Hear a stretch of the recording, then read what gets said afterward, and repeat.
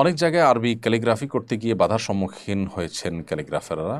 বিষয়টিকে আপনি কিভাবে দেখেন? দেখুন, ক্যালিগ্রাফি যদি ইংরেজি হতে পারে, বাংলায় হতে পারে, তাহলে আরবি হতে সমস্যা কোথায়? এদেশে শত শত বছরের ঐতিহ্য, শত শত বছরের ঐতিহ্য অ্যারাবিক ক্যালিগ্রাফি। এদেশের প্রাচীন যে সমস্ত আপনার পুরাকীর্তি আছে, বিল্ডিং ভবনগুলো আছে, সেগুলোতে আপনি দেখবেন যে অ্যারাবিক ক্যালিগ্রাফি রয়েছে। তাজমহলের মতো জায়গায় যেটা নিয়ে আমরা গর্ব করছি, সেটা পরিপূর্ণ অ্যারাবিক ক্যালিগ্রাফি দিয়ে, কোরআন কারীমের আয়াত দিয়ে। অতএব আমরা যদি ভাষা হিসাবে সব ভাষাকে আল্লাহর সৃষ্টি মনে করি, তাহলে কোনো ভাষার প্রতি আমাদের অবজ্ঞা থাকা উচিত না। ইংরেজি ক্যালিগ্রাফি হতে পারে, বাংলা ক্যালিগ্রাফি হতে পারে, অ্যারাবিক ক্যালিগ্রাফি হতে পারে।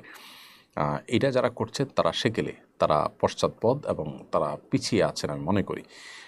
অন্য 10টি ভাষার মতো এদেশের সংখ্যাগরিষ্ঠ মানুষ যে ভাষার প্রতি তাদের ধর্মীয় কারণে বিশেষ ভালোবাসা আছে, সেই ভাষার ক্যালিগ্রাফি হতে সমস্যা কোথায়? অন্য যে কোনো ভাষায় হতে পারে।